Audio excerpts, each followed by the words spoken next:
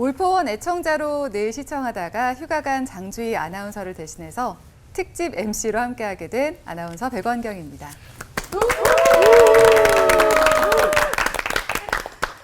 전 세계인이 방문하고픈 나라 대한민국. 그런데 OECD 국가 중에 자살률 1위라는 사실 알고 계신가요?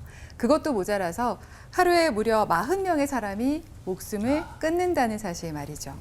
이 안타까운 현실을 조금이라도 함께 극복해 보고자 올포원이 자살 예방 특집으로 특별한 두 분을 올포원 목사님들과 함께 모셨습니다. 야, 그것이 알고 싶다. 이혼 숙녀 캠프. 이 사회적 이슈마다 또 방송에 출연하시랴, 또 마음이 아픈 사람들은 또 진료해 주시랴. 이 24시간이 모자란 정신건강의학과 전문의 이광민 박사님을 제가 여기 올포원에서 이렇게 만나 뵙게 될 줄이야. 너무 기대가 됩니다, 박사님. 네. 안녕하세요. 정신과 의사 이광민입니다. 이게 사실은 신앙 프로그램에 나올 때마다 항상 마음에 뭐 거룩한 부담감이라고 그러잖아요. 그런 걸 안고 사실은 나오게 돼서 참 힘들다라고 생각을 하지만 근데 오늘은 사실 정신과 의사의 입장에서 우리나라가 처한 가장 어떻게 보면 심각한 자살이라는 문제를 같이 고민할 수 있는 시간인 것 같아서 흔쾌히 나오게 됐습니다. 그리고 사회에서의 여러 가지 뭐 관리도 중요하지만 특히 우리 교회 공동체가 이 자살이라는 문제를 어떻게 해결해야 될지에 대한 걸 여러 목사님들과 함께 이야기를 나누면서 저도 좀 많이 배워가도록 하겠습니다. 그냥 앉아 계시는 것만으로도 좀 편안해지는 것 같아요. 저희의 그런 마음이. 믿음직한 박사님에 이어서 이분의 이력도 만만치 않습니다. 목사님이시면서 사회복지사, 교육청 공무원, 상담사도 하셨고 현재는 기독교 자살 예방센터에서 일하고 계시는 안혜용 목사님 귀한 걸음 해주셨습니다. 반갑습니다. 태용 안혜용의 안혜용입니다. 네, 자살 안혜용. 이 시대의 많은 아픔의 사람들이 고민하고 또 좌절과 절망 속에 살아가면서 새로운 희망을 찾아가는 많은 이웃들이 있습니다. 저도 역시 그 중에 또 한 사람이었고 저의 경험을 통해 상처 입은 치유자로 또 수많은 사람들을 돕는 이 일들을 함께하고 있는 기독교 자살예방센터에서 사무총장으로 일하고 있는 안혜용 목사입니다. 반갑습니다. 새롭게 하소서에서 뵀는데 자살 시도를 3번이나 하셨는데 하나님께서 살려주셨다는 고백을 목사님이? 하시더라고요. 네. 아니 저 사실 제가 얘기 듣기로는 두 분 다 몇 대째 예수님 믿으시는 집안이시라고 들었어요. 아니 간증도 아니고 자살을 주제로 저희가 만나게 됐는데 사실 이게 울어야 될지 아니면 반가워해야 될지 심각하게 생각해야 될지 전 고민이에요. 목사님들 어떻게 이렇게 해야 돼요? 어떻게 해야 되죠? 어떻게 해야 돼요? 그래서 오늘 저를 왜 불렀을까요? 아마도 가장 자살을 안 하게 생긴 목사 1위 뭐 이래서 부른 거 아닐까요? 아니 저는 자살할 위험성이 있어서 아마 상담받으라고 부른 거 아닐까요? 야, 설마요. 그렇게 받아들일 수 있겠네요. 설마요. 하나님이 주신 귀중한 목숨을 끊는 일만은 막고 싶은 간절한 마음에 한뜻으로 모여주신 네 분이신데요. 자살 정말 끝일까요? 일부는요. 아무리 눈 감고 싶은 오늘이라고 해도 왜 다른 해결점이 아니라 죽음을 고민하게 되는 걸까? 그 지점부터 함께 알아보려고 합니다. 임채영 목사님 설교와 이광민 박사님의 강의를 박수로 청해 듣고 말씀 나누겠습니다.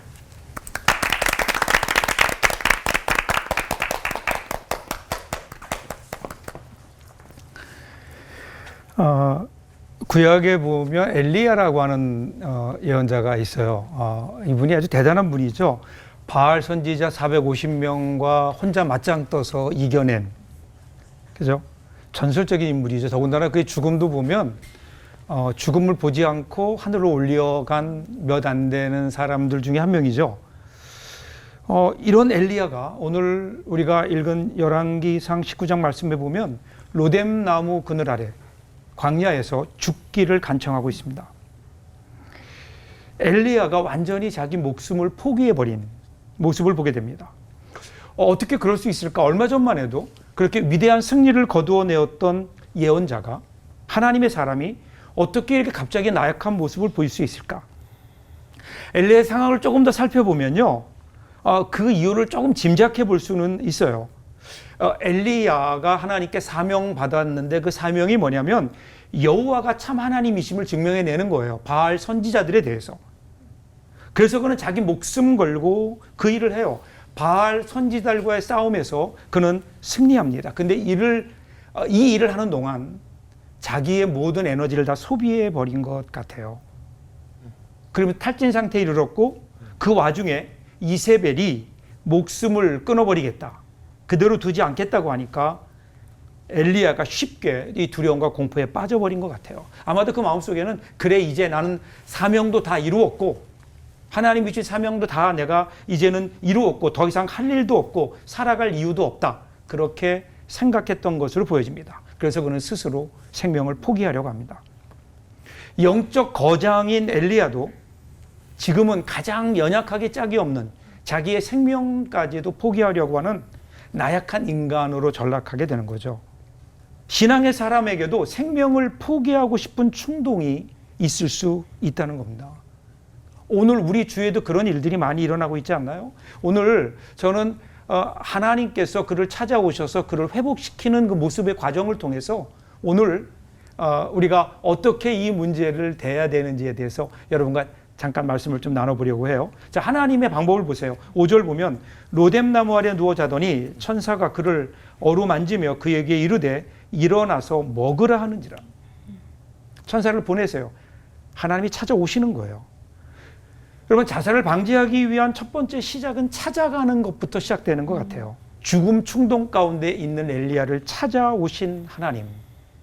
그 찾아오신 하나님으로부터 이 문제가 해결되기 시작합니다. 그리고 나서 하나님은요, 실컷 먹고 실컷 자게 하심으로 회복시키세요. 그럼 탈진이 올 때 좀 쉬게 해야죠. 그래서 먹고 자고 또 먹고 자고. 그런 과정을 통해서 회복되는 거예요. 하나님이 왜 이렇게 하셨을까요? 7절에 보면 일어나서 먹으라 내가 갈 길을 다 가지 못할까 하노라. 지금 하나님 말씀하시는 거예요. 너의 생은 여기가 끝이 아니다. 아직도 나는 너에 대한 계획이 있다 라고 말씀하시면서 이제 먹고 일어나서 힘을 내서 내가 이끄는 대로 가자라는 거죠. 하나님은 보니까 천사를 통해 엘리야를 만져주시는데 터치죠. 하나님이 만져주세요. 2번 터치가 나오는데 첫 번째는 사역으로 인해 탈진되었던 몸을 회복시키세요. 그 2번째 탈진은 다시 하나님이 새로운 일을 주시기 위해서 호렙산까지 갈 수 있도록 수분과 영양을 공급해 주십니다. 그래서 8절 보면 이에 일어나 먹고 마시고 그 음식물의 힘을 의지하여 40주야를 가서 여호와의 산 호렙에 이르니라. 그래서 호렙산, 즉 신의 산에 다시 가는 거예요. 호렙산은 원래 하나님께서 모세를 만나 주셨던 장소였죠. 그리고 하나님이 이스라엘에게 처음으로 자신을 드러내 보이신 장소입니다. 이제 그곳을 향해 엘리야를 보내시는 거예요. 그리고 가서 너는 여호와 앞에 서라. 이 여호와 앞에 서라라고 하는 이 말은 하나님께서 엘리야를 다시 예언자로 부르시는 거예요. 다시 그에게 새로운 사명을 주세요. 그러면서 말씀하시기를 이제 너는 끝이 아니다. 이제 너는 새로운 일을 시작해야 된다라고 말씀하시면서 중요한 사실 하나 알려주세요. 18절 보면요. 바알에게 무릎 꿇지 아니하고 입맞추지 아니한 자 7천을 남기노라. 엘리야가 사실은 그가 그렇게 실망하고 좌절했던 이유 중에 하나는 아무도 없다는 거예요. 주위에 나밖에 없다는 거예요. 그런데 하나님은 이미 준비한 사람들이 있다. 그것도 7,000명이나 있다. 절망 가운데 그리고 죽음을 생각하는 사람들의 공통적인 생각이 나는 혼자다라는 생각이거든요. 그때 하나님은 그를 홀로 버려두지 않으세요. 공동체로 인도하십니다. 함께 울어줄, 함께 너와 같은 마음으로 함께 일할 7,000명이 있다. 이 7,000명 공동체.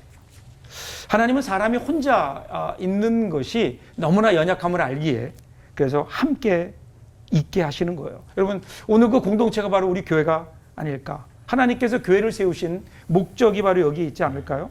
오늘 우리 교회는 이 시대의 엘리야들을 위해서 그리고 그들을 향해서 다가가는 하나님의 손과 발이 되어 주어야죠. 이 시대에도 여전히 세상의 짓눌림 속에서 죽음의 그늘 아래 있는 그들에게 쉼이 되고 울고 있는 사람들에게 귀를 기울이면서 그들과 함께 살아갈 이유를 제시해주는 생명의 공동체로서 하나님께서 우리 교회를 세우지 않으셨을까요? 그래서 그 공동체로 하나님께서 인도해 주세요. 그 일들로 인해서 엘리야가 회복되는 거죠. 오늘 이 일을 잘 감당할 수 있는 우리 모두들, 그리고 우리 한국 교회가 될 수 있기를 바랍니다. 기도하겠습니다.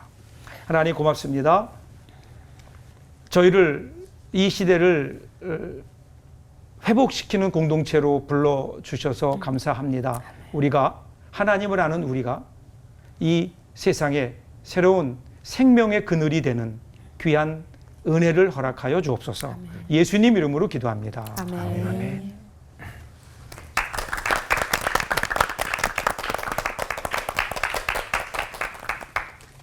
저는 오늘 정신과 의사이자 또 한 명의 신앙인으로, 그리고 이 시대를 살아가는 또 한 사람의 입장에서 우리 사회가 가장 당면한 큰 문제인 자살에 대한 이야기를 좀 해보려고 합니다. 물론 국가의 여러 가지 역량을 투입하고 정신건강의 전문가들이 다방면에서 노력을 하면서 우리나라의 자살률은 떨어지는 추세에 있었습니다. 그리고 많은 예산이 투입되면서 앞으로 우리나라의 자살률은 유럽이나 다른 나라처럼 떨어질 거라고 기대하고 있었습니다. 근데 작년부터 정신과 의사들과 다양한 정책 입안자들의 멘붕이 시작됐습니다. 2023년부터 우리나라의 자살률은 다시 높아지기 시작했습니다. 그리고 작년 2024년도의 자살률은 역대 최고치를 갱신했습니다. 우리나라에서의 자살은 더 이상 응급 상황이 아닙니다. 거의 국가 비상사태 수준이라고 생각할 수 있는데 우리는 어느덧 이 자살이라는 문제를 간과하고 있는 건 아닌가 생각하게 됩니다. 과거에는 노년층이 주된 자살 인구였어요. 근데 지금은 청소년, 청년, 중년 남성에 이르기까지 대부분의 인구 집단에서 그 어떤 나라보다 자살률이 높은 상황입니다. 대부분의 다른 나라들은 10대 사망 원인은 사고사입니다. 어린 아이들이 질병으로 죽을 가능성은 떨어지잖아요. 그러면 사고로 죽는 경우가 대부분이거든요. 근데 우리나라 10대 사망의 1위는 자살이라는 상황인 거죠. 이 어린 아이들이 자살로 생명을 마감한다는 것 자체가 우리 사회가 진짜로 반성을 해야 되는 부분이라고 생각을 합니다. 자살의 원인은 점점 더 복잡해지고 있습니다. 과거에는 우울증이나 경제적인 어려움, 사회적 지지 기반의 부족 등이었거든요. 이런 원인들은 대처를 하는 게 비교적 단순할 수 있습니다. 하지만 지금의 자살의 원인은 훨씬 복잡해졌어요. 코로나 이후의 사회 부작용이나 SNS를 통한 과도한 비교 문화, 그리고 가족들의 높은 기대와 과보호, 그리고 학교 폭력, 가정 폭력, 정신질환에 대한 낙인, 유명인들의 자살과 베르테르 효과, 그리고 언론의 자극적인 보도까지 있죠. 문제의 원인이 복잡하다 보니 우리나라의 자살 문제를 해결하는 것도 훨씬 더 난해져 버린 상황입니다. 그런데 그 중에서도 가장 중요한 원인 한 가지를 제가 꼽는다면 사람들이 고통을 말할 수 있는 그 누군가가 없다는 사실입니다. 사람과 사람 사이가 점점 멀어져 가고 있습니다.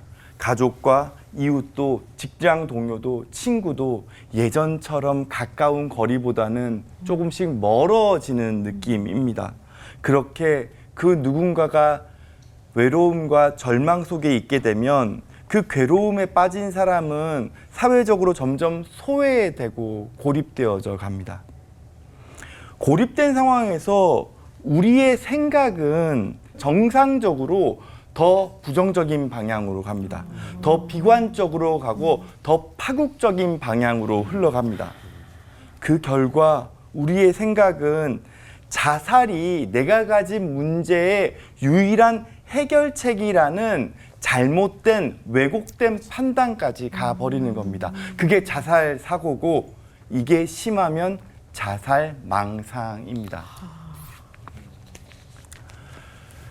우리가 바라봐야 할 중요한 진실이 있습니다. 교회 공동체 안에도 신앙을 가진 분들이 자살을 한다는 사실입니다. 이들은 함께 기도하고 찬양하고 예배드렸던 우리의 지체고 형제고 자매입니다. 우리가 바라봐주지 못했고 들어주지 못했고 함께 살자 말하지 못했던 사람들입니다. 이들에게는 단순히 우리 기도하자, 믿음으로 이겨내자는 말은 그저 그들에게 닿을 수 없는 공허한 말이었습니다. 그리고 그렇게 사랑하는 가족을 떠나보낸 유가족들이 있습니다. 이 모든 이들 곁에는 함께 울어주는 이가 없었습니다.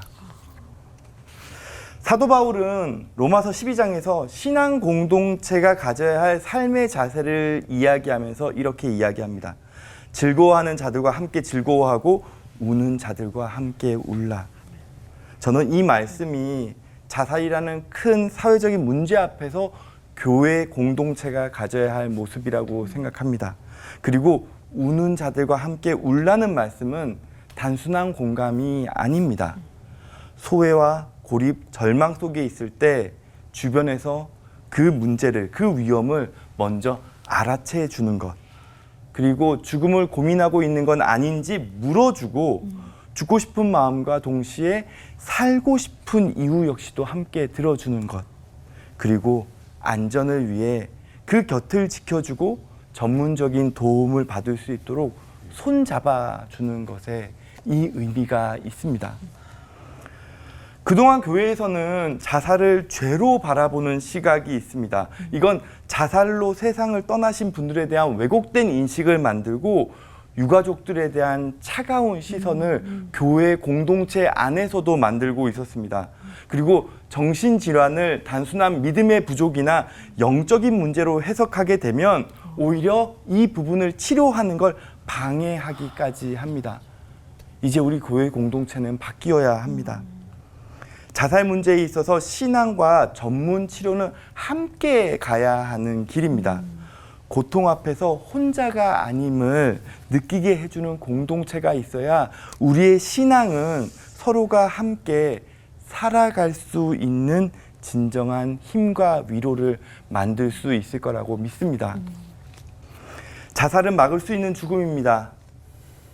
혼자 울게 두지 않겠다는 다짐에서 시작합니다. 사랑하는 여러분, 이제 우리가 먼저 손을 내밀어야 할 때입니다.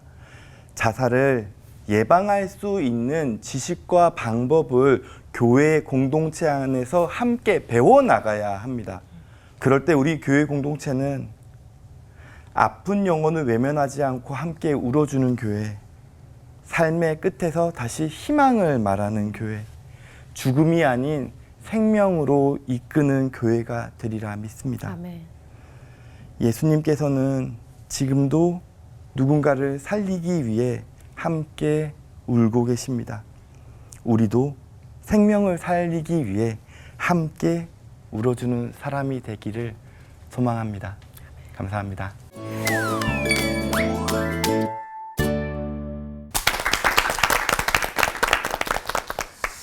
두 분 말씀 들으면서 대한민국이 그리고 한국 교회가 자살에 대해서 진짜 눈 떠야 할 때라는 조급한 마음이 들었습니다. 우리 사회 자살 실태부터 확인 좀 해볼까요? 자살률이 11년 만에 최고래요. 우리나라가 또 자살 건수가 13년 만에 최대. 줄어들던 자살 건수가 1년 만에 갑자기 급증한 이유가 저는 너무 궁금한 거예요. 그리고 먹고 사는 문제는 예전이 더 힘들었을 텐데 왜 다시 늘어난 건지 이광민 박사님께 좀 궁금합니다. 원래 과거의 자살 문제의 그 핵심은 경제적 빈곤이 컸어요. 네. 그리고 그 핵심적인 영역이 노인 인구였습니다. 네, 노인 인구의 자살이 월등히 높았어요. 물론 여전히 노인 인구의 자살이 높긴 합니다. 가장 높긴 해요, 우리나라에서도요. 네. 왜냐하면 어르신들은 내가 몸이 아프고 경제적으로 빈곤해서 내 자녀들에게 짐이 된다고 생각하면 그거를 그 무엇보다 본인 스스로를 못 견디세요. 힘들어하세요. 네. 대신에 이 노인 자살률은 비교적 좀 떨어지는 추세에 있거든요. 일정 부분 복지적인 측면들이나 또 의료적인 혜택이 늘면서 그런 거죠. 다만 지금 이렇게 다시 높아져 버린 데는 코로나의 영향도 분명히 있다고 봅니다. 코로나 당시가 아니라 코로나 극복 이후에 자살률이 높아질 수 있다는 경고는 많은 전문가들이 했었어요. 그 이유는 코로나 상황에는 우리가 힘들기 때문에 어떻게 해서든지 그걸 이겨내려고 애를 씁니다. 예. 근데 그리고 난 다음에 여러 가지 사회 병폐들이 올라오는데 특히 우리가 코로나 상황에서 사람과 사람 간의 거리가 멀어져 버렸잖아요. 예. 우리가 그 누군가를 예전에 쉽게 만났던 거를 마스크를 쓰고 사회적 거리두기를 하고 이러면서 사람과 사람 간의 거리가 멀어진 게 학교나 가정과 그리고 교회 공동체나 여러 영역에서 나타났던 것 같아요.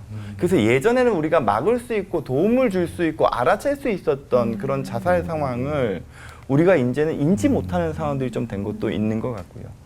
그리고 또 한 가지 문제는 이런 거예요. 사람들이 다 자살에 대해서 너무 둔감해졌어요. 네. 특히 이제 유명인들의 자살이 미치는 영향이 심각해요. 유명인들이 정말 힘든 상황에 빠졌을 때 그걸 어떻게 해서든지 극복해 나가는 모습을 보여줘야 다른 사람들도 아 저렇게 극복할 수 있구나가 되는데 살아낼 수 있구나가 되는데 힘들면은 자살이라는 걸 해버린다는 말이죠. 그러면은 특히 젊은 연령층에서는 그걸 바라보면서 아 문제의 해결책이 될 수 있는 거구나라는 착각을 불러일으켜요. 즉 자살이라는 아주 안 좋은 행동을 우리가 자꾸 보고 반복해서 듣다 보니까 아 이게 그렇게 심각한 문제가 아닌 거 아닐까라는 착각을 해버린다는 거죠. 좀 더 이야기하면 현황에 보면 지금 우리나라 현황 중에 제일 걱정되는 게 10대 자살의 급증. 거의 하루에 1명꼴로 10대 아이들이 사망하고 있거든요. 이것들은 우리 사회의 근본적 문제죠. 또 하나는 20대들의 자살의 폭증. 제가 폭증이라는 표현을 쓰고 있어요. 왜냐하면 20대 사망 중에 2명 중에 1명꼴이 자살로 죽거든요. 그것도 특징 중에 하나는 20대 여성들이 많아지고 있어요. 이런 것들이 10대, 20대, 30대 사망 원인 1위가 자살이니까 어째 보면 노인 세대의 자살도 문제이지만 미래 세대들이 이런 자살로 인해서 생명을 끊고 있다는 것이 더 큰 아픔으로 다가와야 되는 거죠. 이렇게 그냥 잠깐 말씀만 들어도 저도 되게 둔감해져 있었던 것 같아요. 이런 얘기를 들으면서 되게 충격적이긴 하니까. 근데 또 하나의 충격이 이 기독교 자살 사망자가 한 해 2,600명에 달한다고 해요. 2,600명이면은 엄청나게 큰 교회 하나 그냥 확 사라진다고 생각하시면 조금 더 느껴지실 거예요. 이거 진짜 심각한 거잖아요. 그리고 또 목사님들도 예외가 아니라고 하는데 그래서 사실 더 안타깝기도 하고 놀랍기도 하거든요. 그러면 도대체 어떤 사례들이 있는지 목사님들께서 조금 얘기를 좀 해주셨으면 좋겠어요. 저희가 좀 알아야 될 것 같긴 하거든요, 이제. 사실은 2,600명이라는 숫자는 추정치라고 이야기할 수 있어요. 왜냐하면 아직도 기독교회, 우리 한국교회는 우리 교인들 중에 얼마나 자살하는지에 대한 통계조차도 내고 있지 않아요. 이게 더 큰 문제이죠. 우리 저 밑바닥에 그냥 숨겨둔 우리의 아픈 진실이 뭐죠? 그냥 추정치로 약 2,600명, 목회자는 한 30에서 50명 정도.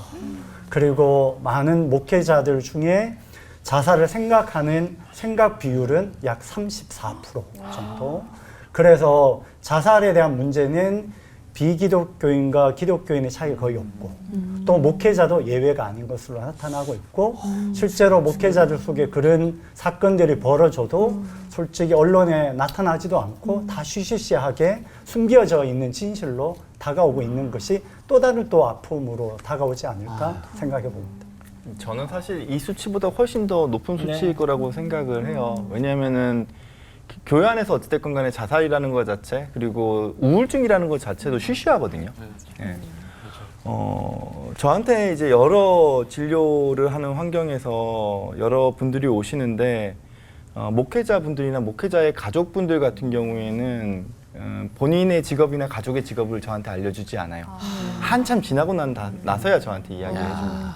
그리고 교회를 열심히 다니시는 분들 중에서는 제가 이렇게 약물 치료를 권했을 때 약물 치료를 끝까지 거부하시는 분들도 있으세요. 그러니까 지금 무슨 얘기냐면 정신질환이라는 것 자체를 병이라고 생각을 안 하시고 일종의 나약함, 예. 혹은 신앙 부족 이런 걸로 자꾸 인식을 하니까 이거를 제대로 된 치료를 받으려고 하는 그 연결고리가 너무 약해져 있는 거죠. 특히 기독교 영역 안에서. 우리나라는 전반적으로 정신질환에 대해서 되게 많은 부분이 왜곡돼 있고 특별히 교회 안에서 그렇죠. 사실은 교인들 중에 암이 걸리든지 질환을 걸리면 기도 부탁을 하는데 정신질환으로 장애를 입고 힘들어하는 분들에게 기도 부탁하는 사람 거의 없거든요. 이런 인식의 문제들도 함께 고민해 볼 주제이죠. 교회에서의 자살 이거를 부끄러워하고 아까 전문가들이 말씀하신 것처럼 근데 사실은 이게 굉장히 또 다른 자살의 빌미가 됩니다. 그러니까 예를 들어서 가장 고위험군의 자살군은 자살 유가족들이거든요. 그러니까 이게 가장 위험한데 그 자살에 대한 이야기를 할 수도 없고 또 이제 정죄시하고 그래서 이게 지금 그 잘못된 교리와 신학에 의해서 자살 유가족이 엄청난 피해를 받습니다. 왜냐하면 한 명이 자살하면 그에 관계된 가족과 사랑하는 사람들이 한 6명에서 8명이 되거든요. 그러면 하루에 예를 들어서 뭐 하루에 37명, 40명 가까이가 자살하잖아요. 그러면은 유가족이 259명이 하루에 고위험군의 자살군이 생기는 겁니다. 1년에 13,500명 정도가 자살하면 그 자살 고위험군의 유가족이 거의 10만 명 가까이가 생겨나는 거예요. 그러면 이분들에 대해서 교회에서는 말도 못 그럴 정도로 더 심각하고요. 지옥 같다 이렇게. 그래서 이런 것들은 우리가 이제 신학적으로 자살 문제를 획일화시키지 않고 자살의 원인과 이유와 다양성에 대한 신학적인 정립이 필요하다. 그런 생각도 듭니다. 그럼에도 한국 교회가 그렇게 지금까지 해왔죠. 얘기해왔던 이유들이 전혀 없는 건 아니에요. 그러니까 자살이 사실은 지금 문제가 되지만 사회 문제가 되지만 자살이 문제가 되지 별 문제가 되지 않을 때 그때부터 교회는 있어 왔거든요. 그런 상황 속에서 교회가 마치 옛날에 담배 피우면 지옥 간다. 뭐 술 마시면 지옥 간다. 이런 차원에서 계몽 차원에서 쉽게 이루어졌던 것 같고 그러한 어떤 해석들이 있었던 건 사실이지만 이제는 한국 교회가 이 문제 앞에 조금 더 이 문제를 내어놓고 또 하나는 자살의 문제도 다양하거든요. 원인들이. 그중에 우리가 인정할 수 있는 것도 있지만 그렇지 않은 것들도 있잖아요. 그렇기 때문에 모든 자살은 신앙과 상관이 없다. 이렇게 얘기하기엔 또 너무 굉장히 꽤 컴플리케이트해요. 그래서 이런 태도들이 우리가 잘못 받아들이는 경우가 그럼 자살도 해도 되는 건가? 그런 것들도 있기 때문에 교회가 굉장히 그걸 정하는 게 참 목회적으로 현장에서 쉽지가 않아요.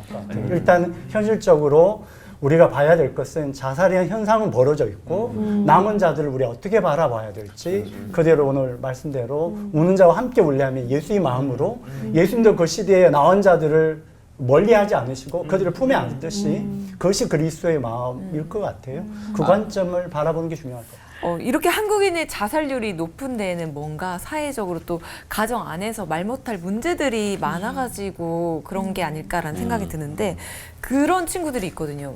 공부도 잘하고 교우 관계도 좋아. 그리고 교회 안에서 신앙심도 좋고 막 누구보다 밝게 웃고 다니시는데 갑자기 안타까운 그런 선택을 하신 경우를 보게 될 때가 있는데요. 네 분께서 생각하시는 원인을 진단해 주셨으면 좋겠어요. 네.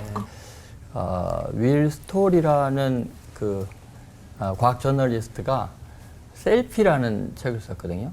근데 셀피요? 네, 셀피. 근데 거기에 보면은 그러니까 자기 자신을 스스로 이제 죽게 만드는 자아의 아주 중요한 그 독소가 있는데 그 한 가지는 perfect self예요. 그러니까 너무 완벽주의에 빠져 있는 건데 문제는 뭐냐면 한국 사회가 너무 완벽한 인간을 기대해요.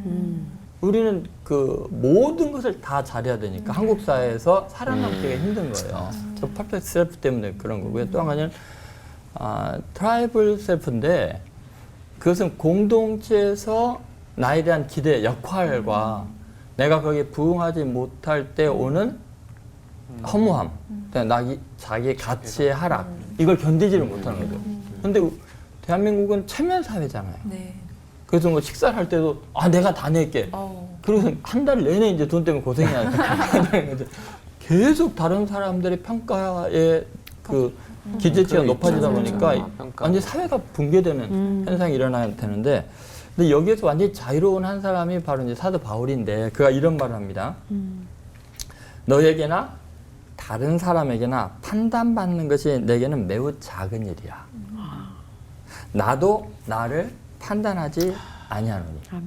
자, 다른 사람이 판단하는 트라이블 어려워. 셀프에서 자유로워지고, 진짜 어려운 그 다음에 나도 나를 퍼펙트 셀프, 나도 나를 판단하지 않는다. 그러면서 나를 심판하시는 주시다. 그리고 지금은 최종 결정이 아니다. 주님 오실 그때 맞아. 때가 이르기 전, 곧 주께서 오시기까지 아무것도 판단하지 말라. 그리고 이렇게 말, 각 사람에게 하나님으로부터 칭찬이 있으리라. 지금 우리가 하나님의 말씀으로 치유할 수 있는 굉장히 중요한 것이 하나님 앞에 서 있는 존재로서 너무 지나치게 내가 내 자신을 판단하고 다른 사람의 평가에 너무나 주눅들지 말고 하나님께서 나를 완성해 가신다. 나는 하나님의 작품으로 하나님 오실 그때 내가 어마어마한 변화로 새로운 존재가 될 수 있다는 좀 믿음을 심어줘야 되지 않을까 그런 생각을 합니다.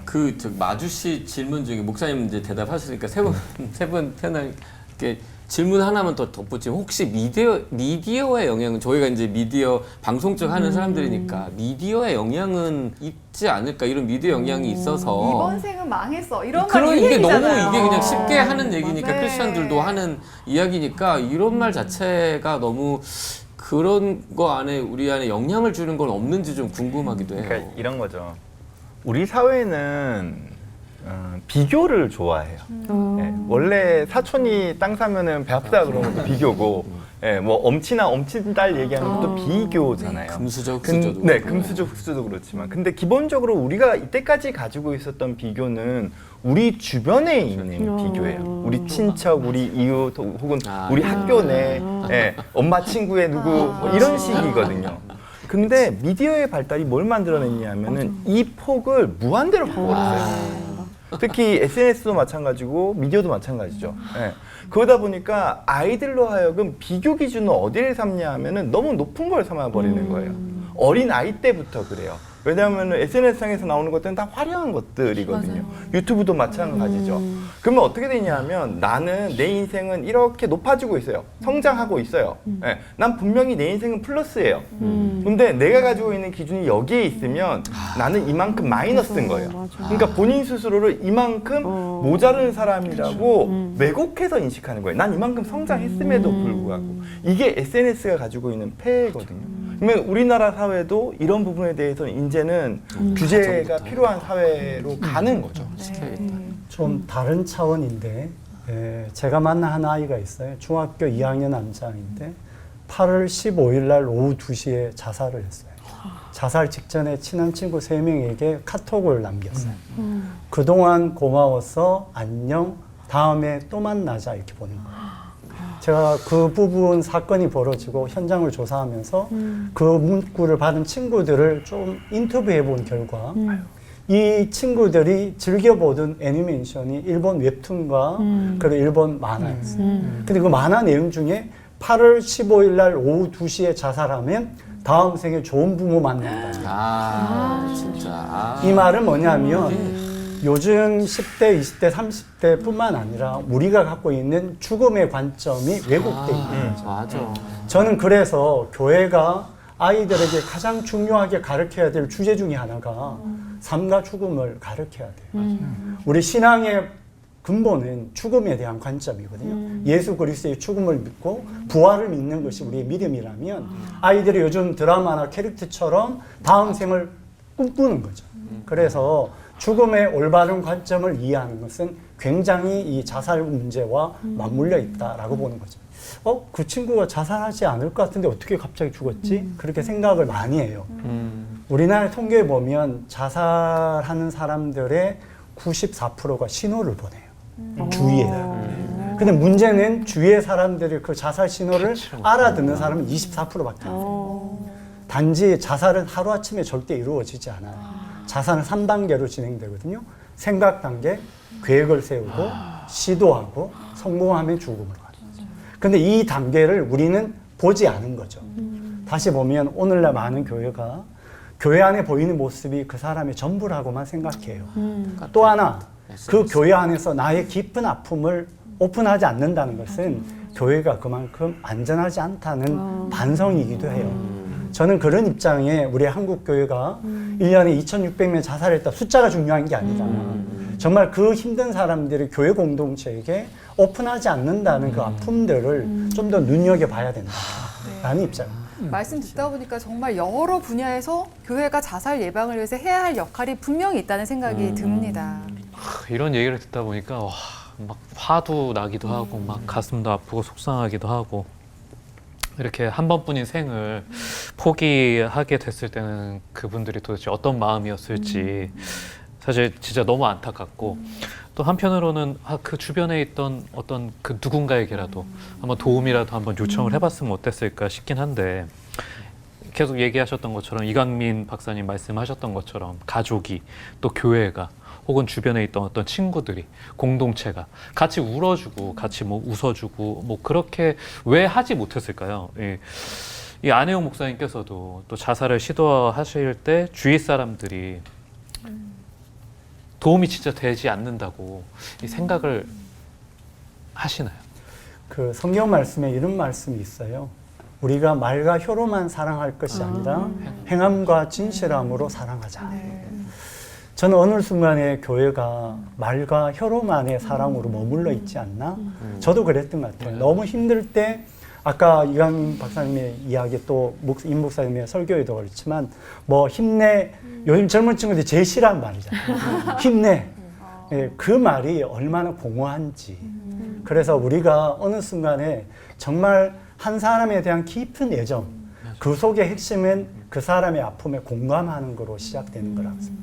예수님께서 우리 인간의 몸을 입고 이 땅에 오신 것 같이 우리 공동체 안에서 또는 누구를 만났을 때 그 사람 이야기에 집중해 주는 것, 그의 아픔에 함께 동참하는 것, 판단하지 말고 있는 그대로 들어주는 것이 굉장히 중요한데 우리가 그런 부분에서 좀 많은 부분들이 충족되지 않다 보니 고립감이 더 깊어지는 것이 아닐까라는 생각을 해봅니다. 근데 저는 한편으로 교회 안에서의 일종의 무지의 영역도 같이 있다고 생각은 해요.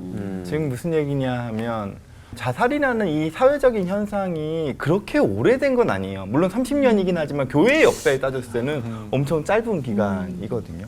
그러면서 이 교회 안에서 이 자살이라는 위험을 가지고 있는 사람들을 어떻게 대해야 될지에 대한 그 지식이 부족하다는 거죠.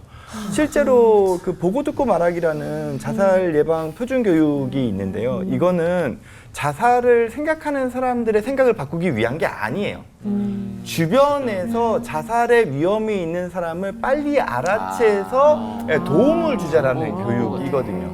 그리고 이 보고 듣고 말하기 교육은 다양한 직군별로 조금 포커싱돼서 재개발돼서 좀 더 현장에서 활용하기 좋게끔 만듭니다. 즉 학생을 위한, 뭐 소방 공무원을 위한, 군인을 위한 이런 형태의 버전들을 다 만들거든요. 그런 것처럼 저는 교회 안에서 활용할 수 있는 보고 듣고 말하기, 즉 우리 교회 공동체 안에서 누군가가 자살의 위험에 빠져 있을 때 주변에 있는 우리 공동체가 그 사람을 빨리 알아채고 그 상황을 확인한 다음에 전문적인 도움으로 연결할 수 있는 역할을 할 수 있는 교육이 좀 이루어져야 될 필요가 있다고 생각을 하는 거죠. 네. 그 부분이 너무 공감해서 저희 단체 프로그램을 만들었어요. 벌써 10년째 운영하고 있고요. 저희는 그것을 이제 일과에는 사람은 무엇으로 사는가 톨스토이 주제로 우리가 삶의 목적성을 좀 깨닫고 그 두 번째는 우리가 어떻게 그 주위에 있는 사람을 도와야 될지가 준비되어 있거든요. 그래서 좀 기회가 된다면 교회에서 작년 7월 12일부터 우리 전 국민 자살 예방 교육이 의무화되어 있어요. 예, 이처럼 저는 또 목회자들도 다 좀 의무적으로 교육을 좀 받았으면 좋겠고 교인들에게도 또 1년에 한 번 정도 이 생명에 대한 인식을 교인들과 함께 공부하고 또 다시 한번 다짐할 수 있는 시간이 있으면 좋을 것 같습니다. 네, 어쩌면 우리가 가장 시급하게 배워야 할 일인 것 같습니다. 공감과 소통을 그 어느 때보다 중요시하는 시대인데 참 아이러니하죠. 게다가 우리 미래인 다음 세대 청년들과 청소년들이 죽음을 생각한다거나 자해를 시도하는 일이 많아져서 참 걱정이거든요. 네, 지금 10대 청소년들 자살률이 역대 최고치라고 들었는데 그 10대 아이들이 자기 몸에 칼을 대고 피를 보고 그 자해하는 거를 서로 자랑하기까지 한다고 하는데요. 이거는 지금 치료받기도 어렵다고 들었어요. 근데 이거를 치료를 해야 할지 기도를 해야 할지 우리 이광민 박사님, 조동철 목사님 말씀해 주시면 좋겠습니다. 청소년 자해와 관련된 현상이 본격화된 건 한 10년쯤 전부터예요. 그때 정신과 의사들 사이에서 이거는 저희들이 못 봤던 상황들인데요 하면서 이제 이야기들이 나오기 시작했어요. 맨 처음에 정신과 의사들이 이 아이들을 대할 때 이거를 자살에 대한 준행위라고 생각하고 되게 심각하게 받아들였어요. 그래서 뭐 약물 치료부터 시작해가지고 심하면은 이제 입원 치료까지 적극적으로 하면서 이제 이거를 위험한 행동이라고 규정을 했던 거죠. 근데 막상 아이들의 행동은 그렇지 않았어요. 왜냐하면 대부분의 지금 청소년 자해는 자살 목적의 자해가 아닙니다. 네, 본인이 정말 그냥 고통을 느낄 정도, 죽지 않을 정도의 아주 얕은 자해를 해요. 네. 그러다 보니까 이거를 자살에 대한 행위처럼 바라봐 버리면 애들 입장에서는 갑자기 엄청난 상황으로 맞닥뜨리게 되는 거예요. 그게 죄책감이 됐든 부담이 됐든 비난이 됐든. 네, 어른들도 마찬가지고요. 그러니까 비자살성 자해의 경우 아이들이 가끔 저한테 하소연을 합니다. 아니 아빠는 힘들면 담배 피고 술 마시고 오고 엄마는 힘들다면서 마라탕 시켜가지고 엄청 매운 거 먹으면서 아파하면서 왜 나는 스트레스 받을 때 아파하면 안 돼요? 이게 어떻게 보면 아이들의 고통의 또 다른 표현 방법인 거예요. 물론 안 좋죠. 물론 염려가 되죠. 근데 그거를 너희 절대로 그래서는 안 돼. 이건 죄야. 너희들 이거는 엄마 아빠한테 상처 주는 아주 안 좋은 행위야로만 몰고 간다고 했을 때 아이들이 그걸 받아들일까요? 그렇지 않아요. 그렇구나. 그게 저는 접근의 방법이어야 한다고 생각을 하는 거거든요. 왜 아이들이 이렇게 자꾸 자해를 하고 그걸 자랑하러 할까? 그 이유가 몇 가지가 있는데 그 첫 번째는 이런 거예요. 정서적인 고통이 너무 큰 거예요. 이 정서적인 고통 이거를 육체적인 고통으로 전이시키고자 하는 마음이니까 너무 이 압박에 시달리고 뭐 성적 갈등, 비교의식 뭐 이런 것 때문에 쫓기니까 이걸 벗어나려면 육체적인 고통을 느끼는 순간에 이걸 잊거든요. 그러니까 그런 측면이 한 가지가 있는 것 같고요. 또 한 가지는 자기 학대죠. 그러니까 너무 기준치가 높고 엄마 아빠가 해주는 것에 비해서 자기가 도달하지 못하고 기대치 못 미칠 때 자기 처벌적인 행위가 자해로 나타나고 이제 더 극단에 가면 이제 자살로 가거든요. 그 다음에 타인에 대한 화를 자해로 표현하거든요, 애들이. 왜냐하면 그 부모나 또는 선생이나 또는 다른 친구들에게 어떤 공격을 당할 때 자기는 약해서 할 수가 없는데 이제 그거에 대한 화풀이 자기 신체에 가하는 그런 일들이 일어납니다. 그리고 이제 어떤 경우는요, 이게 사는 게 아니니까 내가 살아있음을 느끼고 싶을 때가 있어요. 피를 흘릴 때, 고통을 느낄 때, 내가 살아있구나. 이게 사는 게 아니다 보니까. 그래서 삶의 의미를 심어주는 거, 너라는 존재가 얼마나 위대한 존재로 하나님 앞에 귀하게 또 엄마 아빠에게 친구들에게 소중한 존재인가를 교회에서 가르쳐줘야 돼요. 복음을. 전문가분들의 이렇게 이야기를 들으면서 구체적인 뭐 훈련이나 뭐 단계 이런 것은 아주 중요한 일인데 더 근본적인 문제는 교회가 세속적 가치를 전하는 게 아니라 세상에서 1등 하라 그러면 세속적인 가치가 병들었는데 경쟁의식이고 그걸 위해서 기도하고 이러면 안 되고 교회가 복음을 전해야 된다. 모든 사람은 죄인이고 완벽한 존재가 아니고 실수할 수 있고 또 하나님께서는 의인을 부르는 것이 아니라 죄인을 부르러 왔고 또 약하고 천하가 멸시받는 것들을 들어서 있는 자들을 강한 자들을 부끄럽게 하시는 하나님이다. 너는 지금 약한 것 같지만 하나님은 너를 사용하시고 너는 의미 있는 존재다. 근데 그런 복음을 전해야 이게 자살률이 근본적으로 줄일 텐데 교회가도 경쟁이거든요. 네, 맞아요. 예, 그런 면에서는 좀 청소년들 아이에게 정말 복음을 따뜻하게 느끼게 해주는 그러한 노력이 필요할 것 같습니다. 아이들이 교회에 와서 환대받는 경험, 무조건적으로 사랑받는 경험을 많이 했으면 좋겠는데 아이들이 교회를 떠나고 있어서 그게 또 안타까운 것 같아요. 10대부터 30대까지 청년들의 사망 원인 1위가 자살이라고 아까 말씀해 주셨잖아요.